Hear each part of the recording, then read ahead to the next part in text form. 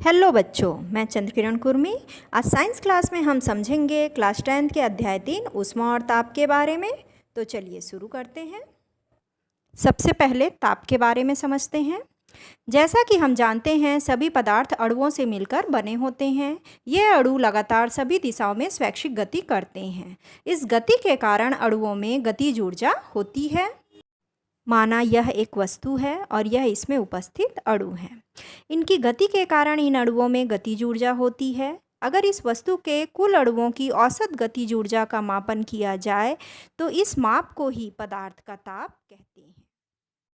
अर्थात पदार्थ के अणुओं की औसत गतिज ऊर्जा की माप को ताप कहते हैं।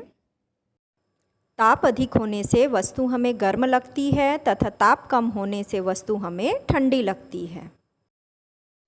अतः कहा जा सकता है, वस्तु कितनी गर्म है या ठंडी की माप ही उस वस्तु का ताप कहलाती है। किसी वस्तु की उष्णता की माप को ताप कहते हैं, या यह भी कह सकते हैं ताप किसी वस्तु की गर्माहट की माप है।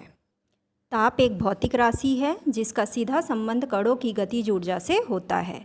यह एक अदिश राशि भी है। ताप का एसआई मात्रक केल्विन होता है तथा ताप का व्यवहारिक मात्रक सेल्सियस होता है।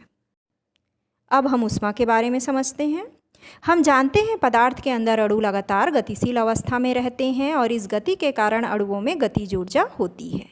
जैसा कि यह एक वस्तु है और यह इसमें उपस्थित अणु है, इन अणुओं में इनकी गति के कारण गतिज ऊर्जा होगी। इस वस्तु के कुल अणुओं की गतिज ऊर्जा का अगर योग किया जाए तो यह वस्तु की कुल गतिज ऊर्जा कहलाएगी और यही अणुओं की कुल गतिज ऊर्जा ही ऊष्मीय ऊर्जा कहलाती है। जिस वस्तु की ऊष्मीय ऊर्जा अधिक होगी वह हमें गर्म लगेगी तथा जिसकी ऊर्जा कम होगी वह हमें ठंडी लगेगी।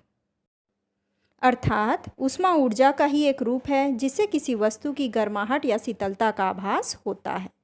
वस्तु के अणुओं की कुल गतिज ऊर्जा ही ऊष्मीय ऊर्जा की माप है। ऊष्मा का एसआई मात्रक जूल होता है। ऊष्मा का सीजीएस मात्रक कैलोरी होता है। ताप और ऊष्मा के अंतर को इस प्रकार भी समझा जा सकता है।